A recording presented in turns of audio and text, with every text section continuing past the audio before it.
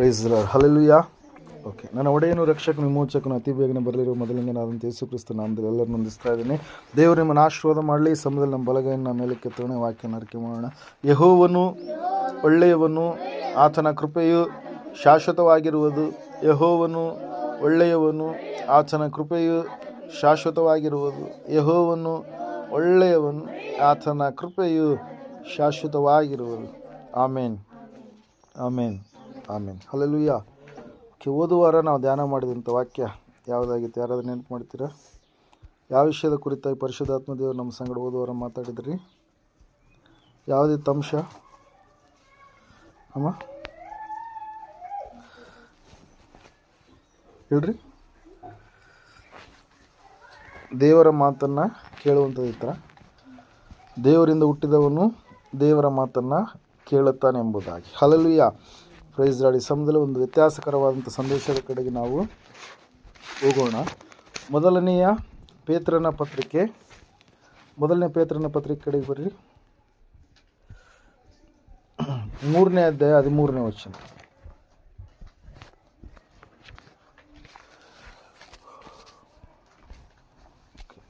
ಓದ್ತಿರಮ್ಮ. ನೀವು ಒಳ್ಳೆಯದನ್ನೇ ಮಾಡುವುದರಲ್ಲಿ ಆಸಕ್ತರಾಗಿದ್ದರೆ ನಿಮಗೆ ಕೇಡು ಮಾಡುವವರು ಯಾರಿದ್ದಾರೆ? ಒಂದು ವೇಳೆ ನೀತಿಯ ನಿಮಿತ್ತವೇ ಬಾಧೆಪಟ್ಟರೆ ನೀವು ಧನ್ಯರೇ ಎಂಬುದಾಗಿ. ಹಲ್ಲೆಲೂಯಾ.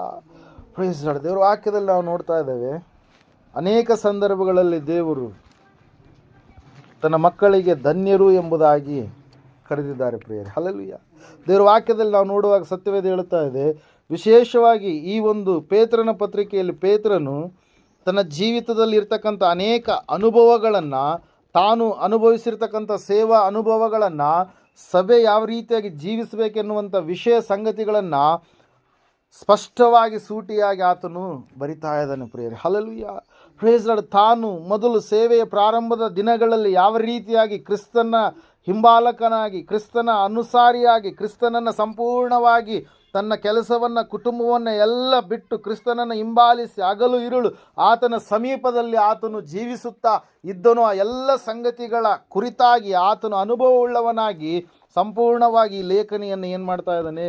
ಬರಿತಾ ಇದ್ದಾನೆ ಪ್ರಿಯರೇ. ದೇವ್ರ ವಾಕ್ಯದಲ್ಲಿ ನಾವು ನೋಡ್ತಾ ಇದ್ದೇವೆ, ಪೇತ್ರನು ಅನೇಕ ಸಂದರ್ಭಗಳಲ್ಲಿ ಗಡಿಬಿಡಿಯಾಗಿ ಮಾತಾಡಿರುವಂಥದ್ದು ಉಂಟು, ದುಡುಕಿ ಮಾತಾಡಿರುವಂಥದ್ದು ಉಂಟು. ಸ್ವಾಮಿ ಎಚ್ಚರಿಸಿದಾಗ ಸ್ವಾಮಿಯ ಮಾತಿಗೆ ವಿಧೇಯತೆಯನ್ನು ತೋರಿಸಿರುವಂಥದ್ದು ಕೂಡ ಉಂಟು. ಹಲ್ಲೆಲೂಯಾ. Praise Lord. ಮತ್ತೆ ಈ ನಜರೇತಿನ ಯೇಸುವೆ ನಿಜವಾದಂಥ ಆತನು ದೇವರ ಕುಮಾರನು ಎಂಬುದಾಗಿ, ಪರಿಪೂರ್ಣವಾಗಿ ನೀನು ಇಳಿದು ಬರಬೇಕಾದಂಥ ಮೆಸ್ಸಿಯನೆಂಬುದಾಗಿ ಹೇಳಿರುವಂಥದ್ದು ಕೂಡ ಉಂಟು ಪ್ರಿಯರೇ. ಹಲ್ಲೆಲೂಯಾ. Praise Lord. ದೇವರ ವಾಕ್ಯದಲ್ಲಿ ನಾವು ನೋಡ್ತಾ ಇದ್ದೇವೆ, ಆ ಪೇತ್ರನು ಪತ್ರಿಕೆಯಲ್ಲಿ ಬರಿತಾ ಇದ್ದಾನೆ, ಅನೇಕ ಶೋಧನೆಗಳು ಬರ್ತವೆ, ಅನೇಕ ಕಷ್ಟಗಳು ಬರ್ತವೆ, ಅನೇಕ ನೋವುಗಳು, ಬಾಧೆಗಳು ಬರ್ತವೆ. ಸಮಾಜದ ಮಧ್ಯದಲ್ಲಿ, ಲೋಕದ ಮಧ್ಯದಲ್ಲಿ ನಾವು ಜೀವಿಸುವಂಥ ಸಮಯದಲ್ಲಿ ಅನೇಕರು ನಮ್ಮನ್ನೇನು ಮಾಡ್ತಾರೆ? ಅವಮಾನ ಪಡಿಸುವಂಥ ಸ್ಥಿತಿಗಳ ಕಡೆಗೆ ನಡೆಸಿಕೊಂಡು ಹೋಗ್ತಾರೆ. ನಾವು ಯಾರ ನಿಮಿತ್ತವಾಗಿ ತಪ್ಪು ಮಾಡಿ ನಾವು ಬೈಗಳನ್ನು ತಿಂದರೆ, ನಾವು ತಪ್ಪು ಮಾಡಿದ್ದೀವಿ ಅದಕ್ಕಾಗಿ ನಮ್ಮನ್ನು ಏನು ಮಾಡಿರ್ತಾರೆ?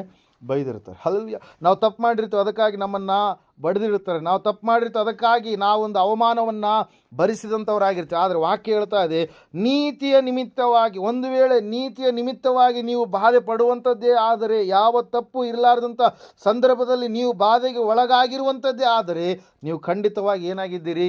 ಧನ್ಯರಾಗಿದ್ದೀರಿ. ಹಲ್ಲೆಲೂಯಾ. Praise Lord. ಕ್ರಿಸ್ತನ ನಿಮಿತ್ತವಾಗಿ ನೀವು ಮತ್ತಾಯನ ಬರೆದ ಸುವಾರ್ತೆ 5ನೇ ಅಧ್ಯಾಯದ ಕಡೆಗೆ ಬರ್ರಿ.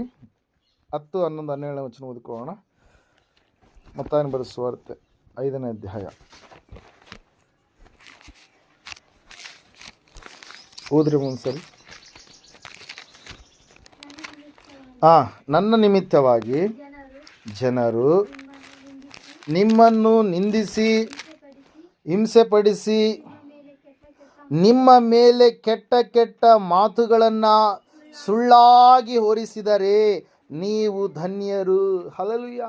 Price Lord. ವಾಕ್ಯ ಹೇಳ್ತಾ ಇದೆ, ಸತ್ಯವೇದ ಹೇಳ್ತಾ ಇದೆ, ದೇವರ ನಿಮಿತ್ತವಾಗಿ, ದೇವರನ್ನು ನೀವು ನಂಬಿದ್ದೀರಿ ಅನ್ನುವಂಥ ಕಾರಣದ ನಿಮಿತ್ತವಾಗಿ ಜನರು ನಿಮ್ಮ ಮೇಲೆ ಕೆಟ್ಟ ಕೆಟ್ಟ ಮಾತುಗಳನ್ನು ಸುಳ್ಳಾಗಿ ಹೊರಿಸಿದರೆ, ನಿಮ್ಮ ಮೇಲೆ ತಪ್ಪುಗಳನ್ನು ಮಾತಾಡಿದರೆ, ನಿಮ್ಮ ಮೇಲೆ ನಿಂದೆಗಳನ್ನು ಹಾಕಿದರೆ, ದೇವರನ್ನು ನಂಬಿದ ಪಕ್ಷಕ್ಕಾಗಿ ದೇವರ ನೀತಿಯನ್ನು ಅನುಸರಿಸಿ ನಡೆಯುವಂಥ ವಿಷಯ ಸಂಗತಿಗಳಿಗೋಸ್ಕರವಾಗಿ ಅವರು ನಿಮ್ಮ ಮೇಲೆ ಅನೇಕ ನಿಂದೆಗಳನ್ನು, ಸುಳ್ಳುಗಳನ್ನು, ಮತ್ತು ನಾವು ನೋಡ್ತಾ ಇದ್ದೇವೆ ಭಯಂಕರವಾದಂಥ ಕೆಟ್ಟ ಕೆಟ್ಟ ಮಾತುಗಳನ್ನು ಓರಿಸಿದರೆ, ನೀವು ಏನಂತ ಹೇಳ್ತಾ ಇದ್ದ ವಾಕ್ಯ?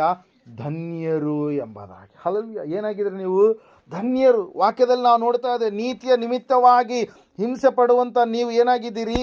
ಧನ್ಯರಾಗಿದ್ದೀರಿ. ದೇವರ ವಾಕ್ಯದಲ್ಲಿ ನಾವು ನೋಡುವಾಗ ಈ ರೀತಿಯಾಗಿ ನೀತಿಯ ನಿಮಿತ್ತವಾಗಿ ಹಿಂಸೆ ಪಟ್ಟಂಥವ್ರು ಅನೇಕರನ್ನು ನಾವು ನೋಡ್ತಾ ಇದ್ದೇವೆ. ಅವರು ತಪ್ಪು ಮಾಡಲಾರದೆ ಇದ್ದಾಗಲೂ ಕೂಡ ಅವರು ಶಿಕ್ಷೆಯನ್ನು ಅನುಭವಿಸಿದಂಥ ಸಮಯದಲ್ಲಿ ಅವರು ಆ ಶಿಕ್ಷೆಗೆ ಸಂಪೂರ್ಣವಾಗಿ ಒಳಗಾದಾಗ ಅವರ ಜೀವಿತ ಏನಾಯ್ತು ರೀ? ಬದಲಾವಣೆ ಆಯಿತು. ಯಾರ ನಿಮಿತ್ತವಾಗಿ ಅವರು ನಿಂದೆಯನ್ನು ತಾಳಿಕೊಂಡ್ರು, ಯಾರ ನಿಮಿತ್ತವಾಗಿ ಅವರು ಹಿಂಸೆಯನ್ನು ಅನುಭವಿಸಿದರು, ಯಾರ ನಿಮಿತ್ತವಾಗಿ ಅವರು ಸಂಪೂರ್ಣವಾಗಿ ಇದು ನನ್ನ ಒಳ್ಳೆಯದಕ್ಕೆ ಎಂಬುದಾಗಿ ಅವರು ಭಾವಿಸಿದರು, ತಿರುಗಿ ಮಾತಾಡದೆ ಸಂಪೂರ್ಣವಾಗಿ ತಮ್ಮನ್ನು ತಾವು ತಗ್ಗಿಸಿಕೊಂಡ್ರು. ಆ ಸಮಯದಲ್ಲಿ ನಾವು ನೋಡ್ತಾ ಇದ್ದೇವೆ ಪ್ರಿಯರೇ, ಅವರ ಜೀವಿತವನ್ನು ದೇವರು ಏನು ಮಾಡಿದರು? ಆಶೀರ್ವಾದ ಮಾಡಿದರು. ಅದಕ್ಕಾಗಿ ನಾವು ನೋಡ್ತಾ ಇದ್ದೇವೆ, ನೀತಿಯ ನಿಮಿತ್ತವಾಗಿ, ದೇವರ ನಿಮಿತ್ತವಾಗಿ, ಕ್ರಿಸ್ತನ ನಿಮಿತ್ತವಾಗಿ ನಮ್ಮ ಮೇಲೆ ಅನೇಕ ಸುಳ್ಳುಗಳನ್ನು, ಅನೇಕ ತಪ್ಪಾದ ಮಾತುಗಳನ್ನು ಓರಿಸಿದಾಗ ನಾವು ಏನು ಮಾಡಬಾರ್ದು? ಹೆದರಬಾರ್ದು, ಭಯಪಡಬಾರ್ದು. ಹಲ್ಲೆಲೂಯಾ. ಒಂದು ಬಂಗಾರವಾಗಬೇಕಾದ್ರೆ ಆ ಬಂಗಾರ ಏನಾಗಬೇಕ್ರಿ? ಭೂಮಿ ಒಳಗಡೆಯಿಂದ ಏನಾಗಬೇಕು? ತೆಗೆಯಲ್ಪಡಬೇಕು. ಹಲ್ಲೆಲೂಯಾ. ಆ ಒಂದು ಖನಿಜ ತೆಗೆಯಲ್ಪಟ್ಟಾದ ಮೇಲೆ ಅದನ್ನು ಶುದ್ಧಿ ಮಾಡಬೇಕಾದ್ರೆ ಅನೇಕ ಪ್ರೋಸೆಸ್ ಎನ್ನುವಂಥದ್ದು ಇದೆ. ಅದು ಬೆಂಕಿಯಲ್ಲಿ ಏನಾಗಬೇಕದು? ಏನಾಗಬೇಕು ಬೆಂಕಿಯಲ್ಲಿ? ಏನಂತ ಹೇಳ್ತೀವಿ ನಾವು ಅದನ್ನು? ಹಲ್ಲೆಲೂಯಾ. ಮೊದಲನೇ ಪೇತ್ರನ ಪತ್ರಿಕೆಯಲ್ಲಿ ನಾವು ನೋಡ್ತೇವೆ, ಅದಕ್ಕೆ ಪೇತ್ರನ ಏನು ಮಾಡ್ತಾ ಇದ್ದಾನೆ? ಹೋಲಿಸ್ತಾ ಇದ್ದಾನೆ ಪ್ರಿಯರೇ. ಪುಟಕ್ಕೆ ಹಾಕಿ ಶುದ್ಧಿಸಲ್ಪಡಬೇಕು. ಯಾವುದು? ಬಂಗಾರ. ಹಲ್ಲೆಲೂಯಾ. ಆವಾಗ ಮಾತ್ರ ಅದರಲ್ಲಿರ್ತಕ್ಕಂಥ ಕಲ್ಮಶ ಎಲ್ಲ ತೊಲಗಿಸಲ್ಪಟ್ಟಾದ ಮೇಲೆ ಅದು ಬಂಗಾರವಾಗಿ ಏನಾಗುತ್ತೆ? ಸುವರ್ಣವಾಗಿ ಅದೇನಾಗುತ್ತೆ? ಮಾರ್ಪಾಟಾಗುತ್ತೆ ಪ್ರಿಯರೇ. ಅದೇ ರೀತಿಯಾಗಿ ನಮ್ಮ ಜೀವಿತವೂ ಕೂಡ ಆ ಶುದ್ಧ ಸುವರ್ಣದೋಪಾದಿಯಲ್ಲಿ ದೇವರು ಮಾರ್ಪಡಿಸುವಂಥ ದೇವರಾಗಿದ್ದಾನೆ. ನಾವು ಪರಿಪೂರ್ಣ ನಂಬಿಕೆಯುಳ್ಳವರಾಗಿ ಇರಬೇಕು. ದೇವರ ನಿಮಿತ್ತವಾಗಿ ಹಿಂಸೆಗಳು, ಕಷ್ಟಗಳು, ನೋವುಗಳು, ಬಾಧೆಗಳು, ಅವಮಾನಗಳು ಬರುವಂಥ ಸಮಯದಲ್ಲಿ ನಾವು ಸಂಪೂರ್ಣವಾಗಿ ದೇವರ ಚಿತ್ತಕ್ಕೆ ಒಳಗಾಗಿ ಜೀವಿಸುವಂಥವರು ಆಗಬೇಕು. ಹಲ್ಲೆಲೂಯಾ. Praise Lord. ಒಬ್ಬ ಸಹೋದರನಿದ್ದಾನೆ ಪ್ರಿಯರೇ. ಆದಿಕಾಂಡ ಪುಸ್ತಕದಲ್ಲಿ ನಾವು ನೋಡ್ತೀವಿ ಆತನ ಕುರಿತಾಗಿ. ಆತನ ಹೆಸರು ಯೋಸೇಫನೆಂಬುದಾಗಿ ಆತನ ಕುರಿತಾಗಿ ಸತ್ಯವೇದ ಹೇಳ್ತಾ ಇದೆ. ಸ್ವಂತ ಅಣ್ಣಂದ್ರೆ ಆತನನ್ನು ಏನು ಮಾಡಿದ್ರಂತೆ? ಇವನು ಬರ್ತಾ ಇದ್ದಾನೆ ಕನಸುಗಾರ, ಇವನು ನಮ್ಮ ಮೇಲೆ ಆಳ್ವಿಕೆ ಅಧಿಕಾರ ಮಾಡ್ತಾನಂತೆ, ಇವನನ್ನು ನಾವೇನು ಮಾಡೋಣ? ನಾಶ ಮಾಡಿಬಿಡಮ್ಮ, ಕೊಲ್ಲಿಬಿಡೋಣ ಅಂತೇಳಿ ಅವ್ರು ಏನು ಮಾಡಿದ್ರು? ಹುನ್ನಾರ ಮಾಡಿದ್ರು. ಅದರಲ್ಲಿ ಒಬ್ಬ ಸಹೋದರ, ಬೇಡ ಇವನನ್ನು ಕೊಲ್ಲುವಂಥದ್ದು ಬೇಡ, ಬೇರೊಬ್ಬರಿಗೆ ನಾವು ಏನು ಮಾಡಿಬಿಡೋಣ? ಇವ್ರನ್ನ ಮಾರಾಟ ಮಾಡೋಣ, ಮಿದ್ಯಾನರಿಗೆ ಮಾರಾಟ ಮಾಡೋಣ ಅಂತೇಳಿ ಏನು ಮಾಡಿದ್ರಿ? ಮಾರಾಟ ಮಾಡಿದ್ರು. ಆ ಸಮಯದಲ್ಲಿ ಯೋಸೇಫನು ಸಂಪೂರ್ಣವಾಗಿ ದೇವರ ಭಯಭಕ್ತಿ ಉಳ್ಳ ವ್ಯಕ್ತಿಯಾಗಿಯೇ ಆತನ ಏನು ಮಾಡ್ತಾ ಇದ್ದಾನೆ? ಜೀವಿಸ್ತಾ ಇದ್ದಾನೆ. ಹಲ್ಲೆಲೂಯಾ. ವಾಕ್ಯದಲ್ಲಿ ನಾವು ನೋಡ್ತಾ ಇದ್ದೇವೆ, ಅಷ್ಟೆಲ್ಲ ಹಿಂಸೆಗಳು ಆತನಿಗೆ ಬಂದಾಗ, ಭಯಂಕರವಾದಂಥ ಸ್ಥಿತಿ ಆತನಿಗೆ ಬಂದಾಗ, ಗುಲಾಮನಾಗಿ ಸ್ವಂತ ಅಣ್ಣಂದ್ರೆ ಆತನನ್ನು ಮಾರಿದಂಥ ಸಮಯದಲ್ಲಿ, ಆತನ ಐಗುಪ್ತ ದೇಶಕ್ಕೆ ಹೋದಂಥ ಸಮಯದಲ್ಲಿ 44ನ ಮನೆಯಲ್ಲಿ ಒಬ್ಬ ಸಂಬಳದ ಆಳಾಗಿ ಗುಲಾಮನಾಗಿ ಏನು ಮಾಡ್ತಾ ಇದ್ದಾನ್ರಿ? ಇಷ್ಟು ದುಡ್ಡಿಗೆ ಅಂತೇಳಿ ಅವ್ರು ಏನು ಮಾಡಿದ್ರು? ಆತನನ್ನು ಖರೀದಿ ಮಾಡಿದರು ಪ್ರಿಯರೇ. ಹಲ್ಲೆಲೂಯಾ. 44ನ ಮನೆಯಲ್ಲಿಯೂ ಕೂಡ ಶೋಧನೆ ಬಂತು, ಸಮಸ್ಯೆ ಬಂತು. ಆ ಯಜಮಾನಿ ತನ್ನ ಸಂಗಡ ಕೆಟ್ಟದಾಗಿ ನಡೆದುಕೊಳ್ಳಬೇಕು ಎಂಬುದಾಗಿ ಆಸೆ ಪಟ್ಟಾಗ ಆ ಒಂದು ಪಾಪವನ್ನು ಬಿಟ್ಟು ಯೋಸೇಫ ಓಡಿ ಹೋದ ಪ್ರಿಯರೇ. ಹಲ್ಲೆಲೂಯಾ. ಯಾಕಂದರೆ ನೀತಿ ಯಾರಲ್ಲಿದೆ? ಯೋಸೇಫನಲ್ಲಿದೆ. ದೇವರ ವಾಕ್ಯದಲ್ಲಿ ನಾವು ನೋಡ್ತಾ ಇದ್ದೇವೆ ಪ್ರಿಯರೇ, ಪಾಪವನ್ನು ಬಿಟ್ಟು ಓಡಿ ಹೋದ, ಆದರೂ ಕೂಡ ಯೋಸೇಫನನ್ನು ಮತ್ತೆ ಸೆರೆಮನೆಯಲ್ಲಿ ಹಾಕಿದರು. ತಪ್ಪು ಮಾಡಲಿಲ್ಲ, ಆದರೂ ಕೂಡ ಶಿಕ್ಷೆಯನ್ನು ಅನುಭವಿಸಿದ. ಮತ್ತೆ ಸೆರೆಮನೆಗೆ ಹೋದಂಥ ಸಮಯದಲ್ಲಿ ಆ ಕನಸುಗಳ ವಿಷಯವಾಗಿ ಒಬ್ಬ ವ್ಯಕ್ತಿ ಮಾತು ಕೊಟ್ಟ, ಭಾಷೆ ಕೊಟ್ಟ, ನಿನ್ನನ್ನು ಬಿಡಿಸ್ತೀನಿ ಅಂತೇಳಿ ಆ ವ್ಯಕ್ತಿ ಬಿಡಿಸಲಿಲ್ಲ. ತಾನು ಹೊರಗಡೆ ಹೋದ, ಆದರೂ ಕೂಡ ಯೋಸೇಫನನ್ನು ಆ ವ್ಯಕ್ತಿ ಏನು ಮಾಡಲಿಲ್ಲ? ಬಿಡಿಸಲಿಲ್ಲ. ವಾಕ್ಯ ಹೇಳ್ತಾ ಇದೆ ಪ್ರಿಯರೇ, ದೇವರು ಪ್ರತಿಯೊಬ್ಬರಿಗೂ ಒಂದು ಸಮಯವನ್ನು ಇಟ್ಟಿದ್ದಾನೆ. ಏನಿಟ್ಟಿದ್ದಾನೆ? ಕಾಲವನ್ನು ಇಟ್ಟಿದ್ದಾನೆ. ನಾವು ಈಗಿರುವಂಥ ಸಮಯ ಇದೇ ರೀತಿಯಾಗಿ ನಾವು ಇರೋದಕ್ಕೆ ಸಾಧ್ಯ ಇಲ್ಲ. ಹಲ್ಲೆಲೂಯಾ. Praise Lord. ದೇವರು ವಾಕ್ಯ ಹೇಳ್ತಾ ಇದೆ, ನಿನಗೋಸ್ಕರವಾಗಿ ಒಂದು ಸಮಯ ಇದೆ. ನೀನು ನೀತಿಯ ನಿಮಿತ್ತವಾಗಿ ಹಿಂಸೆ ಹೊಂದಿದರೆ ನಿನ್ನ ಜೀವಿತವನ್ನು ಒಂದಲ್ಲ ಒಂದು ದಿವಸ ದೇವರು ಏನು ಮಾಡ್ತಾನೆ? ಉನ್ನತವಾದಂಥ ಸ್ಥಾನದಲ್ಲಿ ನಿಲ್ಲಿಸ್ತಾನೆ. ನಾವು ನೋಡ್ತಾ ಇದ್ದೇವೆ, ಅಲ್ಲಿ ವಾಕ್ಯ ಹೇಳ್ತಾರೆ, ಸತ್ಯವೇದ ಹೇಳ್ತಾರೆ ಸ್ಪಷ್ಟವಾಗಿ ಪ್ರಿಯರೇ, ಒಂದು ಕಾಲ ಉಂಟು, ನಿನ್ನ ನಿರೀಕ್ಷೆ ನಿರರ್ಥಕವಾಗದು ಎಂಬುದಾಗಿ. ಅಲ್ಲಿ ದೇವರೊಂದು ಸಮಯವನ್ನು ಇಟ್ಟಿದ್ದಾನೆ, ಒಂದು ಗಳಿಗೆಯನ್ನು ಇಟ್ಟಿದ್ದಾನೆ, ಒಂದು ಕ್ಷಣವನ್ನು ಇಟ್ಟಿದ್ದಾನೆ. ನಿನ್ನ ಜೀವಿತ ಮಾರ್ಪಡಿಸುವುದಕ್ಕೋಸ್ಕರವಾಗಿ ಒಂದು ವಿಶೇಷವಾದಂಥ ಭವಿಷ್ಯತ್ತನ್ನು ದೇವರು ನಿನಗೋಸ್ಕರವಾಗಿ ಇಟ್ಟಿದ್ದಾನೆ ಪ್ರಿಯರೇ. ಆದರೆ ಅದನ್ನು ನೀನು ಹೊಂದಿಕೊಳ್ಬೇಕಾದ್ರೆ ಅಲ್ಲೇ ಮೇಲೆ ವಚನ ನಾವು ನೋಡ್ತಾ ಇದ್ದೇವೆ, ದಿನವೆಲ್ಲ ಯೆಹೋವನಲ್ಲಿ ನೀನು ಭಯಭಕ್ತಿ ಉಳ್ಳವನಾಗಿರು. ಒಂದು ಕಾಲ ಇದೆ, ದೇವರು ನಿನ್ನನ್ನು ಏನು ಮಾಡ್ತಾನೆ, ನಿನ್ನ ನಿರೀಕ್ಷೆಯನ್ನು ಸಂಪೂರ್ಣವಾಗಿ ಆತನ ನಿರರ್ಥಕ ಪಡಿಸದೆ ಸಾರ್ಥಕ ಪಡಿಸ್ತಾನೆ ಎಂಬುದು ಜ್ಞಾನೋಕ್ತಿಗಳ ಪುಸ್ತಕದಲ್ಲಿ ಅದರ ವಿಷಯವಾಗಿ ನಾವು ನೋಡ್ತಾ ಇರ್ತೀವಿ ಪ್ರಿಯರೇ. ಹಲ್ಲೆಲೂಯಾ. ಇಲ್ಲಿ ನಾವು ನೋಡ್ತಾ ಇದ್ದೇವೆ, ಅಂತಹ ಯೋಸೇಫ, ಸ್ವಂತ ಅಣ್ಣಂದರಿಂದ ಮಾರಲ್ಪಟ್ಟಂಥ ಯೋಸೇಫ, ಗುಲಾಮನಾಗಿ ಮಾರಲ್ಪಟ್ಟಂಥ ಯೋಸೇಫ, ದಾಸತ್ವದಲ್ಲಿ ಇರ್ತಕ್ಕಂಥ ಆ ಯೋಸೇಫ, ಅಲ್ಲಿ ಮಾಡದ ತಪ್ಪಿಗೆ ಸೆರೆಮನೆಗೆ ಹೋದಂಥ ಯೋಸೇಫನನ್ನು ದೇವ್ರು ಏನು ಮಾಡಿದರು, ಒಂದು ಸಮಯ ಒಂದು ಕಾಲದಲ್ಲಿ ಆತನನ್ನು ಇಡೀ ಐಗುಪ್ತ ದೇಶದ ಮೇಲೆ ಏನು ಮಾಡಿದ್ರಿ, ಏನಂತ ಹೇಳ್ತೀವಿ, ಸರ್ವಾಧಿಕಾರಿಯನ್ನಾಗಿ ನೇಮಿಸಿ ಇಡೀ ಐಗುಪ್ತ ದೇಶದ ಮೇಲೆ. Hallelujah, praise the Lord. ಆ ಸಮಯದಲ್ಲಿ ನೋಡ್ರಿ, ಯಾವ 44 ಯೋಸೇಫನನ್ನು ಕೊಂಡುಕೊಂಡಿದ್ನೋ ಆ 44ನ ಮೇಲೆಯೇ ಅಧಿಕಾರವುಳ್ಳಂಥ ವ್ಯಕ್ತಿಯಾಗಿ ಮಾರ್ಪಾಟು ಹೊಂದಿದ ಪ್ರಿಯರೇ. ಯಾರ್ರೀ? ಯೋಸೇಫ್. Hallelujah, praise the Lord. ನೋಡ್ರಿ, ಕಾಲಗಳು ಸಮಯಗಳು ಹಂಗೆ ಇರ್ತಾವೆ ಅಂತೇಳಿ ನಾವು ಹೇಳೋದಕ್ಕೆ ಆಗೋದಿಲ್ಲ. ಹಲ್ಲೆಲೂಯಾ. ಶ್ರೀಮಂತನು ಬಡವನಾಗಬಹುದು, ಬಡವನು ಶ್ರೀಮಂತನಾಗ್ಬೋದು. ಯಾಕಂದರೆ ದೇವರ ಕೈಯಲ್ಲಿ ಎಲ್ಲವೂ ಕೂಡ ಉಂಟು ಪ್ರಿಯರಲ್ಲಿ. ನಾವು ನೋಡ್ತಾ ಇದ್ದೇವೆ, ಸತ್ಯವೇದ ಹೇಳ್ತಾ ಇದೆ ಸ್ಪಷ್ಟವಾಗಿ ಏನಂತೇಳಂದರೆ, ಒಂದು ವೇಳೆ ನೀತಿಯ ನಿಮಿತ್ತವೇ ಬಾಧೆಪಟ್ಟರೆ ನೀವು ಧನ್ಯರಾಗಿದ್ದೀರಿ. ದೇವರ ನಿಮಿತ್ತವಾಗಿ, ದೇವರಿಗೋಸ್ಕರವಾಗಿ ನೀವು ಬಾಧೆಯನ್ನು ಅನುಭವಿಸುವಂಥವರೇ ಆದರೆ ನೀವು ಧನ್ಯರಾಗಿದ್ದೀರಿ. ಅದಕ್ಕಾಗಿ ನಾವು ನೋಡ್ತಾ ಇದ್ದೇವೆ, ಆ ನೀತಿ ನಿಮ್ಮನ್ನು ಸಂಪೂರ್ಣವಾಗಿ ಮೇಲಕ್ಕೆ ನಿಲ್ಲಿಸುವಂಥದ್ದಾಗಿದೆ. ಅದರ ಸಲುವಾಗಿ ವಾಕ್ಯದಲ್ಲಿ ನಾವು ನೋಡ್ತಾ ಇದ್ದೇವೆ, 34ನೇ ಕೀರ್ತನೆಯಲ್ಲಿ ಸತ್ಯವೇದ ಈ ರೀತಿಯಾಗಿ ಹೇಳ್ತಾ ಇದೆ, ನೀತಿವಂತನಿಗೆ ಸಂಭವಿಸುವ ಕಷ್ಟಗಳು ಅನೇಕವಿದ್ದರೂ ಯೆಹೋವನು ಅವೆಲ್ಲವುಗಳಿಂದ ಅವನನ್ನು ಏನು ಮಾಡ್ತಾರಂತೆ, ಬಿಡಿಸುತ್ತಾನೆ ಎಂಬುದಾಗಿ. Hallelujah, praise Lord. ಆ ವಚನ ಓದಿಕೊಳ್ಳೋಣ. 19ನೇ ವಚನ ಓದಿ, 34ನೇ ಕೀರ್ತನೆ. ನೀತಿವಂತನಿಗೆ ಸಂಭವಿಸುವ ಕಷ್ಟಗಳು ಅನೇಕವಿದ್ದರೂ ಯೆಹೋವನು ಅವೆಲ್ಲವುಗಳಿಂದ ಅವನನ್ನು ಬಿಡಿಸುತ್ತಾನೆ. ನಮ್ಮ ದೇವರು ಎಂಥ ದೇವ್ರಿ? ಬಿಡಿಸುವಂಥ ದೇವರು, ಬಿಡುಗಡೆಯನ್ನು ಕೊಡುವಂಥ ದೇವರು, ಬಲಹೀನತೆಗಳನ್ನು ದೂರ ಮಾಡುವಂತಹ ದೇವರು, ವಿಮೋಚನೆಯನ್ನು ದಯಪಾಲಿಸುವಂತಹ ದೇವರು. ಆ ದೇವರು ತನ್ನ ಮಕ್ಕಳಾದಂಥ ನಮ್ಮ ಮೇಲೆ ಸದಾ ಕರುಣೆ ಕನಿಕರವುಳ್ಳಂಥ ದೇವರಾಗಿದ್ದಾನೆ. ಅದಕ್ಕಾಗಿ ನಾವು ನೋಡ್ತಾ ಇದ್ದೇವೆ, ಸತ್ಯವೇದ ಹೇಳ್ತಾ ಇದೆ ಸ್ಪಷ್ಟವಾಗಿ ಏನಂತ ಹೇಳಂತಂದರೆ, ನೀತಿಯ ನಿಮಿತ್ತವಾಗಿ ನೀವು ಬಾಧೆ ಪಡುವಂಥವರೇ ಆದರೆ ನೀವು ಧನ್ಯರೇ ಆಗಿದ್ದೀರಿ. ನಿಮ್ಮ ಕಷ್ಟಗಳಿಂದ ದೇವರು ಬಿಡಿಸುವುದಕ್ಕಾಗಿ ಒಂದು ಸಮಯವನ್ನು ಇಟ್ಟಿದ್ದಾನೆ. ನಿನ್ನ ಸಮಸ್ಯೆಗಳಿಂದ ದೂರ ಮಾಡುವುದಕ್ಕಾಗಿ ದೇವರು ಒಂದು ಸಮಯವನ್ನು ಇಟ್ಟಿದ್ದಾನೆ. ನಿಮಗೋಸ್ಕರವಾಗಿ ದೇವರು ಒಬ್ಬ ವ್ಯಕ್ತಿಯನ್ನು ಎಬ್ಬಿಸಲಿಕ್ಕಿದ್ದಾನೆ. ದೇವರು ವಾಕ್ಯದಲ್ಲಿ ನಾವು ನೋಡುವಾಗ ಪ್ರಿಯರೇ, ಅನೇಕ ಸಂದರ್ಭಗಳಲ್ಲಿ ನೀತಿಯ ನಿಮಿತ್ತವಾಗಿ ಜನರು ಬಾಧೆ ಪಡುವಂಥ ಸಮಯದಲ್ಲಿ ದೇವರು ಯಾವುದೋ ಒಬ್ಬ ವ್ಯಕ್ತಿಯನ್ನಾಗಲಿ ಆತನು ಎಬ್ಬಿಸಿ ಅವರೆಲ್ಲರನ್ನು ಏನು ಮಾಡ್ತಾ ಇದ್ದ, ಬಿಡಿಸ್ತಾ ಇದ್ದ ಪ್ರಿಯರೇ. Hallelujah, praise. ಅದಕ್ಕಾಗಿ ನಾವು ನೋಡ್ತಾ ಇದ್ದೇವೆ ಪ್ರಿಯರೇ, ಎಲ್ಲ ಮನುಷ್ಯರು ಪಾಪ ಸ್ವರೂಪವಾದಂಥ ಸಮಯದಲ್ಲಿ ದೇವಾದಿ ದೇವನು ತಾನೇ ತನ್ನ ಮಕ್ಕಳೆಲ್ಲರನ್ನು ಬಿಡಿಸುವುದಕ್ಕೋಸ್ಕರವಾಗಿ ನರಾವತಾರವಾಗಿ ಆತನು ಈ ಲೋಕಕ್ಕೆ ಹೊರಟು ಬಂದು ಏನು ಮಾಡಿದ್ನರಿ, ಎಲ್ಲ ಮನುಷ್ಯರಿಗೆ ಬಿಡುಗಡೆಯನ್ನು ಕೊಟ್ಟ ಪ್ರಿಯರೇ. ಹಲ್ಲೆಲೂಯಾ. ವಾಕ್ಯದಲ್ಲಿ ನಾವು ನೋಡ್ತಾ ಇದ್ದೇವೆ, ಸತ್ಯವೇದ ಹೇಳ್ತಾ ಇದೆ, ನೀತಿಯ ನಿಮಿತ್ತವಾಗಿ ನಾವು ಬಾಧೆಪಟ್ಟರೆ ನಾವು ಏನಾಗಿದ್ದೇವೆ, ಧನ್ಯರಾಗಿದ್ದೀವಿ. Hallelujah, praise Lord. ಅದಕ್ಕಾಗಿ ಪ್ರಿಯರೇ, ಈ ಸಮಯದಲ್ಲಿ ನಾವು ಇನ್ನೊಂದು ವಚನವನ್ನು ಓದಿಕೊಳ್ಳೋಣ. ಮತ್ತೇನು ಬರೆಸುವರ್ತಿ ಓದಿದ್ರಿ ಅಲ್ರಿ? ಹಲ್ಲೆಲೂಯಾ. ಓಕೆ, ಅದೇ 4ನೇದೇ 12-13 ಮೊದಲನೇ ಪೇತ್ರನ ಪತ್ರಿಕೆ ಓದೋಣ.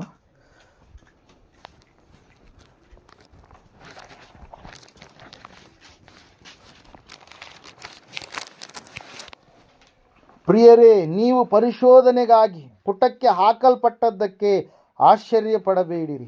ವಿಪರೀತ ಸಂಗತಿ ಸಂಭವಿಸಿತೆಂದು ಯೋಚಿಸಬೇಡಿರಿ.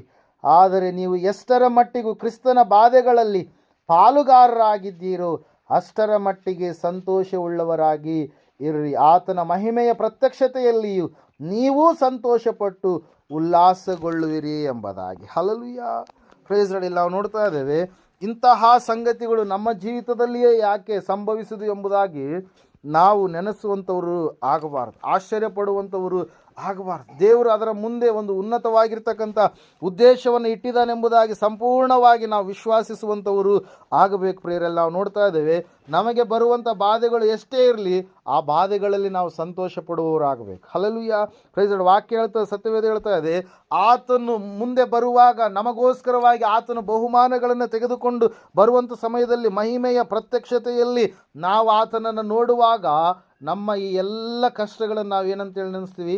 ಅಲ್ಪವಾದಂಥ ಕಷ್ಟಗಳು. Hallelujah, praise lord. ಬರಬೇಕಾಗಿರ್ತಕ್ಕಂಥ ಒಂದು ಏನಂತ ಹೇಳ್ತೀವಿ? ಮಹಿಮೆ, ಬರಬೇಕಾಗಿರ್ತಕ್ಕಂಥ ಬಹುಮಾನ, ನಾವು ಹೊಂದಬೇಕಾಗಿರ್ತಕ್ಕಂಥ ಆಶೀರ್ವಾದ, ಈ ಒಂದು ದೇಹಕ್ಕೆ ಬೇಕಾಗಿರ್ತಕ್ಕಂಥ ವಿಮೋಚನೆ, ಇದನ್ನು ನಾವು ಕ್ರಿಸ್ತನು ಬರುವಂಥ ಸಮಯದಲ್ಲಿ ನಾವು ಹೊಂದಿಕೊಳ್ಳುವಾಗ ಖಂಡಿತವಾಗಿ ನಾವು ಈ ಕಷ್ಟಗಳನ್ನು ಯಾವುದನ್ನು ನೋಡೋದಿಲ್ಲ. ಈ ಕಷ್ಟದಿಂದ ಪರಿಹಾರ ಮಾಡಿರ್ತಕ್ಕಂಥ ದೇವರನ್ನು ನಾವು ನೋಡುವಾಗ ಸಂಪೂರ್ಣವಾಗಿ ನಾವು ಧನ್ಯರಾಗಿರ್ತೀವಿ. ಅದಕ್ಕಾಗಿ ನಾವು ನೋಡ್ತಾ ಇದ್ದೇವೆ, ವಾಕ್ಯ ಹೇಳ್ತಾ ಇದೆ, ಸತ್ಯವೇದ ಹೇಳ್ತಾ ಇದೆ, ನೀತಿಯ ನಿಮಿತ್ತವಾಗಿ ನಾವು ಬಾಧೆ ಪಡುವಾಗ ನಾವೇನು ಮಾಡಬಾರ್ದು? ಇದನ್ನು ನಾವು ಹೊಂದಿದ್ದೇವಂತೇಳಿ ನಾವು ದೇವರಿಂದ ದೂರವಾಗುವಂಥ ಮನಸ್ಸುಳ್ಳವರಾಗಿ ನಾವು ಇರಬಾರ್ದು. ದೇವರು ನಂಬಿದದಕ್ಕೆ ಈ ಕಷ್ಟ ಬಂತು ಎಂಬುದಾಗಿ ನಮ್ಮ ಬಾಯಿಂದ ಹೇಳುವಂಥವ್ರು ನಾವು ಆಗಬಾರ್ದು. ಹಲ್ಲೆಲೂಯಾ. ಅದರ ಸಲುವಾಗಿ ನೋಡ್ರಿ, 15ನೇ ವಚನ, 1 ಪೇತ್ರನ ಪತ್ರಿಕೆ 3ನೇ ಅಧ್ಯಾಯದಲ್ಲಿ ನಾವು ನೋಡ್ತಾ ಇದ್ದೇವೆ, ಅವರ ಬೆದರಿಸುವಿಕೆಗೆ ಹೆದರದೆ, ಕಳವಳ ಪಡದೆ, ಕ್ರಿಸ್ತನನ್ನ ಕರ್ತನೆಂದು ನಿಮ್ಮ ಹೃದಯಗಳಲ್ಲಿ ಪ್ರತಿಷ್ಠೆಪಡಿಸಿರಿ. ನಿಮ್ಮಲ್ಲಿರುವ ನಿರೀಕ್ಷೆಗೆ ಆಧಾರವೇನೆಂದು ಕೇಳುವವರೆಲ್ಲರಿಗೆ ಉತ್ತರ ಹೇಳುವುದಕ್ಕೆ ಯಾವಾಗಲೂ ಸಿದ್ಧವಾಗಿರಿ. ಆದರೆ ಅದನ್ನು ಸಾತ್ವಿಕತ್ವದಿಂದಲೂ ಮನೋಭೀತಿಯಿಂದಲೂ ಹೇಳಿರಿ ಎಂಬುದಾಗಿ. Hallelujah, praise the Lord. ನಾವು ನೋಡ್ತಾ ಇದ್ದೇವೆ, ಒಳ್ಳೆ ಮನಸ್ಸಾಕ್ಷಿ ಉಳ್ಳವರಾಗಿರಿ, ಆಗ ಕ್ರಿಸ್ತನಲ್ಲಿರುವ ನಿಮ್ಮ ಒಳ್ಳೆ ನಡವಳಿಕೆಯನ್ನು ಕುರಿತು ಬೈಯುವವರು ನಿಮ್ಮನ್ನು ನಿಂದಿಸುವುದಕ್ಕೆ ನಾಚಿಕೆ ಪಡುವರು ಎಂಬುದಾಗಿ. Hallelujah, praise the Lord. ಅದಕ್ಕಾಗಿ ನಾವು ನೋಡ್ತಾ ಇದ್ದೇವೆ ಪ್ರಿಯರೇ, ನೀತಿಯ ನಿಮಿತ್ತವಾಗಿ, ಯಾವ ರೀತಿಯಾಗಿ ಯೋಸೇಫನು ನೀತಿಯ ನಿಮಿತ್ತವಾಗಿ ಆತನು ತನ್ನ ಮೇಲೆ ಬಂದಿರತಕ್ಕಂಥದ್ದರೆಲ್ಲದರ ಮೇಲೆ ಜಯವನ್ನು ಪಡೆದುಕೊಂಡನು. ನೀತಿಯ ನಿಮಿತ್ತವಾಗಿ ದಾವೀದನಿಗೆ ಬಂದಿರತಕ್ಕಂಥ ಏನಂತ ಹೇಳ್ತೀವಿ, ಮನೆಯಿಂದ ಹೊರ ಹೋದಂಥ ಒಂದು ಸ್ಥಿತಿಯಲ್ಲಿ ಸೇರಲಾರದಂಥ ಒಂದು ಪರಿಸ್ಥಿತಿ. Hallelujah, praise Lord. ಎಲ್ಲರೂ ನಿರ್ಲಕ್ಷ್ಯ ಮಾಡಿದಂಥ ಒಂದು ಸ್ಥಿತಿ, ಏನಂತ ಹೇಳ್ತೀವಿ, ಸ್ನೇಹಿತರೇ ಅಡ್ಡಗಟ್ಟಿದಂಥ ಒಂದು ಸ್ಥಿತಿ, ಸಹೋದರರೇ ನಿಂದಿಸಿದಂಥ ಒಂದು ಸ್ಥಿತಿ. ಅಯ್ಯೋ, ಮತ್ತು ವಾಕ್ಯದಲ್ಲಿ ನಾವು ನೋಡ್ತಾ ಇದ್ದೇವೆ, ತಂದೆ ತಾಯಿ ನನ್ನನ್ನು ತೊರೆದರೇನು, ಯೆಹೋವನೇ ನನ್ನನ್ನು ಸೇರಿಸಿಕೊಳ್ಳುವನೆನ್ನುವಂಥ ವಿಷಯ ಯಾರು ಹೇಳ್ತಾ ಇದ್ದಾರೆ? ದಾವೀದ ಪ್ರಿಯರೇ. ಹಲ್ಲೆಲೂಯಾ. ಆದರೆ ದಾವೀದನು ಅಡವಿಯಲ್ಲಿದ್ದಾಗಲೂ ಕೂಡ, ಎಲ್ಲರಿಂದ ನಿರ್ಲಕ್ಷ್ಯಕ್ಕೆ ಒಳಪಟ್ಟಂಥ ಸ್ಥಿತಿಯಲ್ಲಿ ಇದ್ದಾಗಲೂ ಕೂಡ ದಾವೀದನು ದೇವರನ್ನು ಸ್ತುತಿಸುವುದರಲ್ಲಿ ಸಂಪೂರ್ಣವಾಗಿ ಸಮಯವನ್ನು ಕಳೀತಾ ಇದ್ದ ಪ್ರಿಯರೇ. ಹಲ್ಲೆಲೂಯಾ. ವಾಕ್ಯದಲ್ಲಿ ನಾವು ನೋಡ್ತಾ ಇದ್ದೇವೆ, ಸತ್ಯವೇದ ಹೇಳ್ತಾ ಇದೆ, ಅಂತಹ ದಾವೀದ, ನೀತಿಯನ್ನು ಅನುಸರಿಸಿ ನಡೆಯುವಂಥ ದಾವೀದ, ತಪ್ಪು ಮಾಡಿದಾಗ, ಪಾಪ ಮಾಡಿದಾಗ ಆತನು ಸಂಪೂರ್ಣವಾಗಿ ಮತ್ತೆ ದೇವರ ಸನ್ನಿಧಾನದಲ್ಲಿಯೇ ಆತನು ಏನು ಮಾಡ್ತಾ ಇದ್ದಾನ್ರಿ? ಕಣ್ಣೀರಿನಿಂದ, ದುಃಖದಿಂದ, ದೇವರೇ ನನಗೆ ನೂತನ ಹೃದಯವನ್ನು, ನೂತನ ಮನಸ್ಸನ್ನು ಕೊಟ್ಟು ನನ್ನನ್ನು ಬಲಪಡಿಸಿ ಎಂಬುದಾಗಿ ಮತ್ತೇನು ಮಾಡಿದರಿ? ಪ್ರಾರ್ಥನೆ ಮಾಡಿದ ಪ್ರಿಯರೇ. ದಾವೀದನವರೆಗೂ ಕೂಡ ನಾವು ನೋಡ್ತಾ ಇದ್ದೇವೆ, ದೇವಾಲಯ ದೇವರಿಗೋಸ್ಕರವಾಗಿ ಕಟ್ಟಬೇಕು, ದೇವರಿಗೋಸ್ಕರವಾಗಿ ಸ್ಥಳವನ್ನು ತೆಗೆದುಕೊಳ್ಳಬೇಕು, ದೇವಾಲಯವನ್ನು ಕಟ್ಟಬೇಕೆನ್ನುವಂಥ ಮನಸ್ಥಿತಿ ಅಲ್ಲಿರ್ತಕ್ಕಂಥ ಅನೇಕ ಜನರಿಗೆ ಇದ್ದಿಲ್ಲ ಪ್ರಿಯರೇ. ಆದರೆ ದಾವೀದನಾದರೂ, ದೇವರ ವಾಕ್ಯದಲ್ಲಿ ನಾವು ನೋಡ್ತಾ ಇದ್ದೇವೆ, ದೇವರು ಸಾಕ್ಷಿ ಕೊಡ್ತಾನೆ, ನನ್ನ ಹೃದಯಾನುಸಾರಿ ಎಂಬುದಾಗಿ. ಹಲ್ಲೆಲೂಯಾ. ನನ್ನ ಪ್ರಾಣ ಪ್ರಿಯನು ಎಂಬುದಾಗಿ. Hallelujah, praise the Lord. ನಾವು ನೋಡ್ತಾ ಇದ್ದೇವೆ ಪ್ರಿಯರೇ. ಅದಕ್ಕಾಗಿ ಅನೇಕ ಸಾರಿ ನಾವು ನೋಡ್ತಾ ಇದ್ದೇವೆ, ಹಳೆ ಒಡಂಬಡಿಕೆಯಲ್ಲಿ ಪುಸ್ತಕಗಳಲ್ಲಿ ಅನೇಕ ಸಾರಿ ದೇವರು ಹೇಳ್ತಾರೆ, ದಾವೀದನ ರಾಜ್ಯವನ್ನು ನಾನೇನು ಮಾಡ್ತೀನಿ? ಸಿಂಹಾಸನವನ್ನು ನಾನು ಸ್ಥಿರಪಡಿಸ್ತೀನಿ ಎಂಬುದಾಗಿ. ಹಲ್ಲೆಲೂಯಾ. ತಪ್ಪು ಮಾಡಿದ, ಪಾಪ ಮಾಡಿದ, ಆದರೆ ಪಶ್ಚಾತ್ತಾಪಪಟ್ಟು ದೇವರ ಬಳಿಯಲ್ಲಿ ಸ್ಥಿರವಾಗಿ ನಿಂತುಕೊಂಡ, ನೀತಿಯನ್ನು ನೆರವೇರಿಸುವುದಕ್ಕೋಸ್ಕರವಾಗಿ ಶ್ರಮೆಪಟ್ಟ ಆ ದಾವೀದನ ಜೀವಿತದಲ್ಲಿ ದೇವರು ಉನ್ನತವಾದಂಥ ಸ್ಥಾನವನ್ನು ಆತನಿಗೆ ಒದಗಿಸಿಕೊಟ್ರು ಪ್ರಿಯರೇ. ಎಲ್ಲರೂ ನಿರ್ಲಕ್ಷ್ಯ ಮಾಡಿದಾಗಲೂ ಕೂಡ ಕುರಿ ಕಾಯುವಂಥ ಹುಡುಗನಿಗೆ ದೇವರು ಏನನ್ನು ಕೊಟ್ಟರು? ಇಡೀ ದೇಶದ ಮೇಲೆ ರಾಜನಾಗುವಂಥ ಅಧಿಕಾರವನ್ನು ಕೊಟ್ಟರು ಪ್ರಿಯರೇ. Hallelujah, praise Lord. ನಾವು ನೋಡ್ತಾ ಇದ್ದೇವೆ, ನೀತಿವಂತನಿಗೆ ಸಂಭವಿಸುವ ಕಷ್ಟಗಳು ಅನೇಕವಿದ್ದರೂ ಕೂಡ ಯೆಹೋವನು ಅವೆಲ್ಲವುಗಳಿಂದ ಏನು ಮಾಡ್ತಾನೆ? ಬಿಡಿಸ್ತಾನೆ. ಅವರನ್ನು ಧನ್ಯರನ್ನಾಗಿ ದೇವರು ಮಾರ್ಪಡಿಸ್ತಾನೆ ಪ್ರಿಯರೇ. ಅದಕ್ಕಾಗಿ ಇವತ್ತಿನ ದಿವಸ ನಾವು ತಿಳ್ಕೊಳ್ಬೇಕಾಗಿರ್ತಕ್ಕಂಥ ಅಂಶ ಒಂದೇ, ನಾವು ದೇವರ ನಿಮಿತ್ತವಾಗಿ ಹಿಂಸೆಗೆ ಒಳಗಾಗುವಾಗ, ದೇವರ ನಿಮಿತ್ತವಾಗಿ ಕಷ್ಟಕ್ಕೆ ಒಳಗಾಗುವಾಗ, ದೇವರ ನಿಮಿತ್ತವಾಗಿ ನಾವು ಭಯಂಕರವಾದಂಥ ಸ್ಥಿತಿಗತಿಗಳ ಕಡೆಗೆ ಹೋಗುವಾಗ ನಾವು ಯಾವುದಕ್ಕೂ ಕೂಡ ಭಯಪಡಬಾರ್ದು. ಶಾದ್ರಕ್, ಮೇಷಕ್, ಅಬೇದ್ನೆಗೋರು ಅವರು ಬೆಂಕಿಯ ಒಳಗಡೆ ಹೋಗೋದಕ್ಕೆ ಇಷ್ಟಪಟ್ಟರು ಪ್ರಿಯರೇ. ಬೆಂಕಿ ತಮ್ಮನ್ನು ನಾಶ ಮಾಡಲೆಂಬುದಾಗಿ ಅವರು ಕೋರಿಕೊಂಡ್ರು. ಆದರೆ ನಾವು ನೋಡ್ತಾ ಇದ್ದೇವೆ, ಅಲ್ಲಿ ಅವರು ಒಂದು ಮಾತನ್ನು ಹೇಳ್ತಾ ಇದ್ರು, ಏನಂತೇಳಿ, ಅವೇ ದೇವರು ಇವುಗಳಿಂದ ನಮ್ಮನ್ನು ಏನು ಮಾಡ್ತಾನೆ, ಹೇಗೂ ನಿನ್ನ ಕೈಯಿಂದ ನಮ್ಮನ್ನು ಬಿಡಿಸ್ತಾನೆ. ನೀನು ಅರಸನಾಗಿರ್ಬೋದು, ನಿನ್ನ ಕೈ ಕೆಳಗಡೆ 127 ಸಂಸ್ಥಾನಗಳ ಮೇಲೆ ದೊಡ್ಡ ನೀನು ಅರಸನು ಚಕ್ರವರ್ತಿಯಾಗಿ ಮೆರಿತಾ ಇರ್ಬೋದು, ಆದರೆ ನಮ್ಮ ದೇವರು ನಿನ್ನಿಂದ ಬಿಡಿಸಲು ಶಕ್ತನಾಗಿದ್ದಾನೆ. ಯಾಕಂದರೆ ನಾವು ದೇವರನ್ನೇ ನಂಬಿದ್ದೇವೆ, ದೇವರನ್ನೇ ಆರಾಧಿಸ್ತೇವೆ, ದೇವರನ್ನೇ ನಾವು ಸಂಪೂರ್ಣವಾಗಿ ಆತನ ಆಜ್ಞೆಗಳಿಗೆ ಒಳಗಾಗಿ ಜೀವಿಸ್ತೇವೆ ಎಂಬುದಾಗಿ ಯೌವನಸ್ಥರಾಗಿರ್ತಕ್ಕಂಥ ಶಾದ್ರಕ್, ಮೇಷಕ್, ಅಬೇದ್ನೆಗೋರ ಜೀವಿತವನ್ನು ನಾವು ನೋಡುವಾಗ ಪ್ರಿಯರೇ, ಸಹೋದರರೇ, ದೇವ್ರ ವಾಕ್ಯ ಹೇಳ್ತದೆ, ಸತ್ಯವೇದ ಹೇಳ್ತದೆ, ಏನಂತ ಹೇಳಂತಂದರೆ ಆ ಬೆಂಕಿ ಅವರನ್ನು ಏನು ಮಾಡಲಿಲ್ಲಂತೆ, ಸುಡಲಿಲ್ಲ. ಹಲ್ಲೆಲೂಯಾ. ಕಾರಣ ಏನು ಹೇಳಿದ್ರು ನೋಡೋಣ. ದೇವರು ಅವರ ಮಧ್ಯದಲ್ಲಿ ಏನು ಮಾಡಿದ, ಇಳಿದು ಬಂದು. ಹಲ್ಲೆಲೂಯಾ.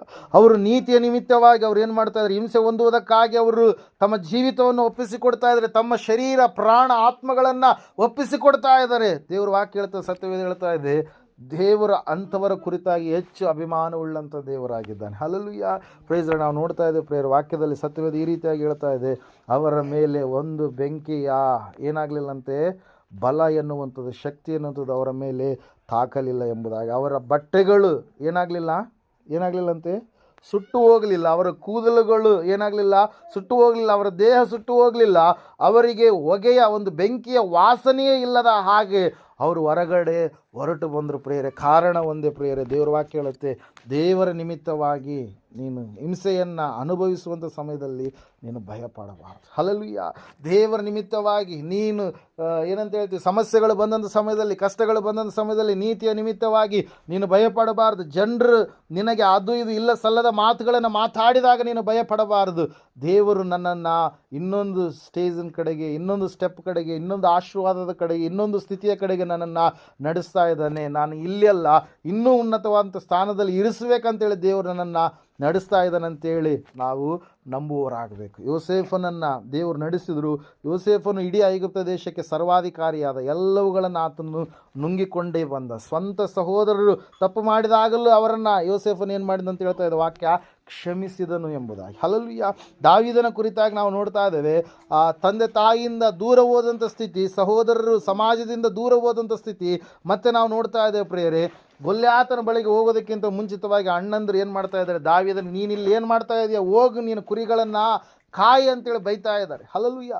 ವಾಕ್ಯದಲ್ಲಿ ನಾವು ನೋಡ್ತಾ ಇದ್ದೇವೆ, ಸತ್ಯವೇದ ಹೇಳ್ತಾ ಇದೆ ಸ್ಪಷ್ಟವಾಗಿ ಪ್ರಿಯರೇ, ಅಂತಹ ಸಮಯ ಸಂದರ್ಭದಲ್ಲಿಯೂ ಕೂಡ ದೇವರ ವಾಕ್ಯ ಹೇಳ್ತಾ ಇದೆ, ದಾವೀದನು ದೇವರಿಗೋಸ್ಕರವಾಗಿಯೇ ಬದುಕಬೇಕು, ನನ್ನ ದೇವರನ್ನು ಹೀಯಾಳಿಸುವುದಕ್ಕೆ ಇವನು ಎಂಥವನು ಅಂತೇಳಿ ಫಿಲಿಸ್ಟಿಯನ್ ಆಗಿರ್ತಕ್ಕಂಥ ಗೊಲ್ಯಾತನ ವಿಷಯವಾಗಿ ಏನು ಮಾಡ್ತಾ ಇದ್ದಾನೆ ರೀ, ಸಂಪೂರ್ಣವಾಗಿ ತನ್ನ ಜೀವಿತವನ್ನು ಏನು ಮಾಡ್ತಾ ಇದ್ದಾನೆ, ತಾನು ಸಾಯ್ತೀನಂತೇಳಿ ಗೊತ್ತಿದ್ರೂ ಕೂಡ ಗೆಲುವು ನನ್ನದೇ ಎನ್ನುವಂಥ ಪಕ್ಷಕ್ಕೆ ಏನು ಮಾಡ್ತಾ ಇದ್ದಾನೆ, ದೇವರು ನನ್ನ ಪಕ್ಷದಲ್ಲಿದ್ದಾನೆ, ಗೆಲುವು ನನ್ನದೇ ಅಂತೇಳಿ ಹೊರಟು ಹೋಗ್ತಾ ಇದ್ದಾನೆ ಪ್ರಿಯರೇ. ಹಲ್ಲೆಲೂಯಾ.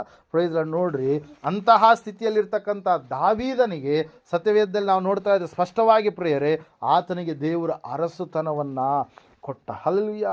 ಯೋಸೇಫನನ್ನು ಸರ್ವಾಧಿಕಾರಿಯನ್ನಾಗಿ ಮಾಡಿದ ದೇವರು ದಾವೀದನನ್ನು ಏನು ಮಾಡಿದ್ರಿ, ಅರಸನನ್ನಾಗಿ ಮಾಡಿದರು. ಶಾದ್ರಕ್, ಮೇಷಕ್, ಅಬೇದ್ನೆಗೋರು ದೇವರ ನಿಮಿತ್ತವಾಗಿಯೇ ಅವರು ಕಷ್ಟಗಳನ್ನು ತಾಳಿಕೊಳ್ಳುವುದಕ್ಕಾಗಿ ಮುಂದೆ ಬಂದಂಥ ಸಮಯದಲ್ಲಿ, ಸನ್ನದ್ಧರಾದಂಥ ಸಮಯದಲ್ಲಿ ದೈವಾಜ್ಞೆಗೆ ಒಳಗಾಗಿ ಜೀವಿಸಬೇಕು, ದೈವಾಜ್ಞೆಯನ್ನು ಮೀರಬಾರ್ದು, ದೇವರ ಸ್ಥಾನವನ್ನು ಮತ್ತೊಬ್ಬರಿಗೆ ಕೊಡಬಾರ್ದು ಅಂತೇಳಿ ಸಂಪೂರ್ಣವಾಗಿ ತಮ್ಮ ಪ್ರಾಣ ಶರೀರವನ್ನು ಸಜೀವ ಯಜ್ಞವಾಗಿ ಆ ಒಂದು ಬೆಂಕಿಯಲ್ಲಿ ಹಾಕಬೇಕಂತೇಳಿ ಆ ವ್ಯಕ್ತಿ ನೆಬೂಕದ್ನೆಚ್ಚರ್ ರಾಜನ ಅಂದ್ಕೊಂಡಂಥ ಸಮಯದಲ್ಲಿ ದೇವ್ರ ವಾಕ್ಯ ಹೇಳ್ತಾ ಇದೆ ಪ್ರಿಯರೇ, ಆ ನೆಬೂಕದ್ನೆಚ್ಚರ್ ರಾಜ ಹುಚ್ಚು ರಾಜನಿಗೆ ಹುಚ್ಚು ಹಿಡಿಯುವಂಥ ಸ್ಥಿತಿ ಆಯ್ತಂತೆ. ಆ ಒಂದು ಸನ್ನಿವೇಶವನ್ನು ನೋಡಿದಾಗ ಪ್ರಿಯರೇ, ಹಲ್ಲೆಲೂಯಾ. ಅವನು ಕರಿತಾ ಇದ್ದಾನೆ, ಶಾದ್ರಕ್, ಮೇಷಕ್, ಅಬೇದ್ನೆಗೋರೇ ನೀವು ಹೊರಗಡೆ ಬನ್ನಿ, ನಿಮ್ಮ ದೇವರೇ ನಿಜವಾದಂತಹ ದೇವರು ಎಂಬುದಾಗಿ ಅವ್ರನ್ನ ಹೊರಗಡೆ ಕರೆದಾದ ಮೇಲೆ ಅವರನ್ನು ತನ್ನ ಆಸ್ಥಾನದಲ್ಲಿ ಉನ್ನತವಾದಂಥ ಸ್ಥಾನದಲ್ಲಿ ಏನು ಮಾಡಿದಾತ, ಇರಿಸಿದ. ಹಲ್ಲೆಲೂಯಾ. ವಾಕ್ಯ ಹೇಳ್ತಾ ಇದೆ, ಸತ್ಯವೇದ ಹೇಳ್ತಾ ಇದೆ, ನೀತಿಯ ನಿಮಿತ್ತವಾಗಿ ಕಷ್ಟಗಳು ಬರುವಾಗ, ದೇವರ ನಿಮಿತ್ತವಾಗಿ ಕಷ್ಟಗಳು ಬರುವಾಗ ನಾವು ಭಯಪಡಬಾರದು. ಮುಂದೆ ನಮ್ಮನ್ನು ದೇವರು ಶುದ್ಧ ಕನಕದೋಪಾದಿಯಲ್ಲಿ, ಶುದ್ಧ ಸುವರ್ಣದೋಪಾದಿಯಲ್ಲಿ, ಪರಿಪೂರ್ಣ ಬಂಗಾರದೋಪಾದಿಯಲ್ಲಿ ನಮ್ಮನ್ನು ಮಾರ್ಪಡಿಸೋದಕ್ಕೋಸ್ಕರವಾಗಿ ಅವು ಬರುವಂಥವುಗಳಾಗಿದ್ದಾವೆ. ನಾವು ಭಯಪಡಬಾರ್ದು, ಅವುಗಳನ್ನು ನಾವು ಎದುರಿಸಿ ನಿಲ್ಲಬೇಕು. ನಮ್ಮ ಭಯಭಕ್ತಿಯನ್ನು ದೇವರ ಮೇಲಿನಿಂದ ನಾವು ಏನು ಮಾಡಬಾರ್ದು, ತೊಲಗಿಸಿಕೊಳ್ಳಬಾರದು ಪ್ರಿಯರೇ. ದೇವ್ರ ವಾಕ್ಯ ಹೇಳ್ತಾ ಇದೆ, ಆ ರೀತಿಯಾಗಿರುವಾಗ ನಾವು ಧನ್ಯರಾಗಿದ್ದೇವೆ ಎಂಬುದಾಗಿ. ಸಮಯದಲ್ಲಿ ನಾವೆಲ್ಲರೂ ಎದ್ದು ನಿಂತ್ಕೊಳ್ಳೋಣ, ಪ್ರಾರ್ಥನೆ ಮಾಡೋಣ. ಯಾವೊಂದು ಸಮಸ್ಯೆ, ಯಾವೊಂದು ಕಷ್ಟ, ಯಾವೊಂದು ಸ್ಥಿತಿ ನಿನ್ನ ನೀತಿಗೆ ಅಡ್ಡವಾದಂಥ ರೀತಿಯಲ್ಲಿ ಬರ್ತಾ ಇದೆ, ದೇವ್ರ ವಾಕ್ಯ ಹೇಳ್ತಾ ಇದೆ, ನೀತಿಯ ನಿಮಿತ್ತವಾಗಿ ನೀವು ಹಿಂಸೆ ಹೊಂದಿದರೆ ನೀವು ಧನ್ಯರೇ ಸರಿ ಎಂಬುದಾಗಿ. ದೇವರ ನಿಮಿತ್ತವಾಗಿ, ದೇವರನ್ನು ನಂಬಿದ ಕಾರಣಕ್ಕಾಗಿ ಒಂದು ವೇಳೆ ನಿನ್ನ ಬಂಧು ಬಳಗದವರು, ನಿನ್ನ ಕುಲಸ್ಥರು, ನಿನ್ನ ಸ್ನೇಹಿತರು, ನಿನ್ನ ಸಮಾಜದವರು, ನಿನ್ನ ಬಂಧುಗಳು, ನಿನ್ನ ರಕ್ತ ಸಂಬಂಧಿಗಳು, ನಿನಗೆ ಪರಿಚಯ ಇರುವಂಥ ಪರಿಚಯಸ್ಥರು, ನೆರೆಹೊರೆಯವರು ಒಂದು ವೇಳೆ ನಿನ್ನ ಮೇಲೆ ಸುಳ್ಳಾಗಿ ತಪ್ಪಾದಂಥ ಮಾತುಗಳನ್ನು ಹೋರಿಸಿದ್ದಾರೇನೋ, ನಿಂದೆಗಳನ್ನು ಹಾಕಿದ್ದಾರೇನೋ, ಭಯಂಕರವಾದಂಥ ಸ್ಥಿತಿಯಲ್ಲಿ ನಿನ್ನ ಕುರಿತಾಗಿ ಮಾತಾಡಿದಾರೇನೋ. ಸಹೋದರ ಸಹೋದರಿ, ದೇವರ ವಾಕ್ಯ ಹೇಳುತ್ತೆ, ಸತ್ಯವೇದ ಹೇಳ್ತಾ ಇದೆ, ನೀವು ಭಯಪಡಬೇಡ. ಈ ನೀತಿಯ ನಿಮಿತ್ತವಾಗಿ ಅವೆಲ್ಲವುಗಳನ್ನು ತಾಳಿಕೊಂಡಿರುವಾಗ ಕಡೆಯವರೆಗೆ ತಾಳಿಕೊಳ್ಳುವವನೇ ರಕ್ಷಣೆ ಹೊಂದುವನೆಂಬುದಾಗಿ ವಾಕ್ಯದಲ್ಲಿ ಬರೆಯಲ್ಪಟ್ಟ ರೀತಿಯಲ್ಲಿಯೇ ಒಂದು ಕಾಲ ಉಂಟು. ಯೆಹೋವನಲ್ಲಿ ನೀನು ಭಯಭಕ್ತಿ ಉಳ್ಳವನಾಗಿ ದಿನವೆಲ್ಲ ಕಳೆಯುವಾಗ ಒಂದು ಕಾಲ ಉಂಟು, ನಿನ್ನ ನಿರೀಕ್ಷೆ ನಿರರ್ಥಕವಾಗುವುದು ಎಂಬುದಾಗಿ, ಸಾರ್ಥಕಪಡಿಸಿನೆಂಬುದಾಗಿ ದೇವರು ಕೊಟ್ಟಂಥ ಭಾಷೆ ಮಾತನ್ನು ನಾವು ನಂಬಿದವರಾಗಿ, ಯೋಸೇಫನು ನೀತಿಯ ನಿಮಿತ್ತವಾಗಿ ಶ್ರಮೆಗಳನ್ನು ಅನುಭವಿಸಿದ, ದಾವೀದನು ಶ್ರಮೆಗಳನ್ನು ಅನುಭವಿಸಿದ, ಅದೇ ರೀತಿಯಾಗಿ ಶಾದ್ರಕ್, ಮೇಷಕ್, ಅಬೇದ್ನೆಗೋರು ಅನುಭವಿಸಿದ ಅನೇಕ ಭಕ್ತರನ್ನು ನಾವು ನೋಡ್ತಾ ಇದ್ದೇವೆ ಸತ್ಯವೇದದಲ್ಲಿ. ಶಿಷ್ಯರು ದೇವರಿಗೋಸ್ಕರವಾಗಿ ಸಾಯುವುದಕ್ಕೂ ಕೂಡ ಅವರು ಸಿದ್ಧರಾದರು. ಈ ಸಮಯದಲ್ಲಿ ನಾವು ಪ್ರಾರ್ಥನೆ ಮಾಡೋಣ. ಆ ಮಾತುಗಳನ್ನು, ಆ ನಿಂದನೆಗಳನ್ನು, ಆ ಕಷ್ಟಗಳನ್ನು, ಆ ನೋವುಗಳನ್ನು ನಾವು ಭರಿಸಿಕೊಂಡು ಸಾತ್ವಿಕತ್ವದಿಂದಲೂ ನಾವು ಉತ್ತರ ಹೇಳುವಂಥವ್ರು ಆಗೋಣ. ನಮ್ಮಲ್ಲಿರ್ತಕ್ಕಂಥ ನಿರೀಕ್ಷೆಗೆ ಪ್ರಭಾವವಾಗಿ ಆಧಾರ ಸಂಭೂತವಾಗಿರ್ತಕ್ಕಂಥ ವಿಷಯ ಒಂದೇ, ಕ್ರಿಸ್ತನು ನಮ್ಮಲ್ಲಿದ್ದಾನೆ ಎಂಬುದಾಗಿ. ಆತನು ಬರಲಿಕ್ಕಿದ್ದಾನೆ ಮೇಘದಲ್ಲಿ. ಆತನನ್ನು ಎದುರುಗೊಳ್ಳುವ ಭಯಭಕ್ತಿಯ ಜೀವಿತವನ್ನು ನಾವು ಈ ಲೋಕದಲ್ಲಿ ಮಾಡಬೇಕು. ಅನೇಕರು ದೇವರಿಗೆ ವಿರೋಧಿಗಳಾಗಿ ನಡೀತಾ ಇದ್ದಾರೆ, ಶಿಲುಬೆಗೆ ವಿರೋಧಿಗಳಾಗಿ ನಡೀತಾ ಇದ್ದಾರೆ. ಅನೇಕರು ಭಕ್ತಿಯ ಜೀವಿತ, ಪ್ರಾರಂಭದಲ್ಲಿರ್ತಕ್ಕಂಥ ಭಕ್ತಿಯ ಜೀವಿತವನ್ನು ಬಿಟ್ಟಿದ್ದಾರೆ. ದೇವರು ವಾಕ್ಯ ಹೇಳ್ತಾ, ಸತ್ಯವೇದ ಹೇಳ್ತಾ ಇದೆ, ಮೊದಲಿನ ನಿನ್ನ ಪ್ರೀತಿಯಲ್ಲಿ, ಮೊದಲಿನ ನಿನ್ನ ಭಯಭಕ್ತಿಯಲ್ಲಿ, ಮೊದಲಿನ ನಿನ್ನ ನಂಬಿಕೆಯಲ್ಲಿ ಶ್ರಮೆಗಳು, ನೋವುಗಳು ಸಂಭವಿಸಿದಾಗ ಆ ಶ್ರಮೆಗಳು, ನೋವುಗಳ ಕುರಿತಾಗಿ ನೀನು ಹಿಂದಕ್ಕೆ ಓಡಿ ಹೋದೆಯಾ? ಪುನಃ ನನ್ನ ಬಳಿಗೆ ಬರ್ತೀಯಾ? ಸಹೋದರ ಸಹೋದರಿ, ದೇವರು ವಾಕ್ಯ ಹೇಳ್ತಾ ಇದೆ, ಎಲ್ಲ ಈ ಕಷ್ಟಪಡುವವರೇ, ಹೊರೆ ಹೊತ್ತವರೇ, ನೀವೆಲ್ಲರೂ ನನ್ನ ಬಳಿಗೆ ಬನ್ನಿರಿ, ನಾನು ನಿಮಗೆ ವಿಶ್ರಾಂತಿಯನ್ನು ಕೊಡುವೆನೆಂಬುದಾಗಿ. ದೇವರು ಕೊಡುವಂಥ ಒಂದು ವಿಶ್ರಾಂತಿ ಬೇರೆ ಲೋಕದಲ್ಲಿ ಎಲ್ಲಿ ಕೂಡ ಸಿಗೋದಕ್ಕೆ ಸಾಧ್ಯ ಇಲ್ಲ. ಈ ಸಮಯದಲ್ಲಿ ಯಾವ ರೀತಿಯಾಗಿ ಐಗುಪ್ತ ದೇಶದ ಸರ್ವಾಧಿಕಾರಿಯಾಗಿ ಯೋಸೇಫನನ್ನು ದೇವರು ನೇಮಕ ಮಾಡಿದರು. ಕಷ್ಟಗಳ ಮಧ್ಯದಲ್ಲಿ, ನೋವುಗಳ ಮಧ್ಯಗಳಲ್ಲಿ, ಬಾಧೆಗಳ ಮಧ್ಯದಲ್ಲಿ ಆತನು ದೇವರನ್ನೇ ಆದುಕೊಂಡು ದೇವರ ಮೇಲೆ ನಿರೀಕ್ಷೆ ಇಟ್ಟುಕೊಂಡವನಾಗಿ ಸಂಪೂರ್ಣವಾಗಿ ದೇವರಿಗೆ ಒಳಗಾಗಿ ಜೀವಿಸಿದನು. ಅದೇ ರೀತಿಯಾಗಿ ದಾವೀದನು ತಂದೆ ತಾಯಿಯಿಂದ, ಸಹೋದರರಿಂದ, ಸಮಾಜದಿಂದ ದೂರ ಹೋದವನಾಗಿ, ನಿರ್ಲಕ್ಷ್ಯಕ್ಕೆ ಒಳಗಾದವನಾಗಿ, ಅಲಕ್ಷ್ಯಕ್ಕೆ ಒಳಪಟ್ಟವನಾಗಿ ಇದ್ದಂಥ ಸಮಯದಲ್ಲಿ, ಸ್ವಂತ ಸ್ನೇಹಿತರೇ ಕಾಲನ್ನು ಅಡ್ಡಗೊಟ್ಟಿ ಹೋದಂಥ ಸ್ಥಿತಿಯಲ್ಲಿ ಇದ್ದಂಥ ಸಮಯದಲ್ಲಿ ದೇವರು ಆತನನ್ನು ಆಶೀರ್ವಾದ ಮಾಡಿದ. ದೇವರ ಪಕ್ಷವಾಗಿ ನಿಂತುಕೊಳ್ಳುವುದಕ್ಕೆ ಸಿದ್ಧನಾದ ಗೊಲ್ಯಾತನನ್ನು ಓಡಿಸಿ ಮುಂದೆ ದೇವರು ಆತನನ್ನು ಅರಸನನ್ನಾಗಿ ನೇಮಕ ಮಾಡಿದರು. ಪ್ರಿಯರೇ, ಈ ಸಮಯದಲ್ಲಿ ನಾವು ಪ್ರಾರ್ಥನೆ ಮಾಡೋಣ. ದೇವರಿಗಾಗಿ ಶ್ರಮೆಯನ್ನು ನಾವು ಅನುಭವಿಸೋಣ. ಕೇವಲ ಬರೀ ಸುಖ ಸುಖ ಸುಖ ಎಂಬುದಾಗಿ ಸುಖದ ಹಿಂದೆ ಹೋಗಿದ್ದೇವೇನು?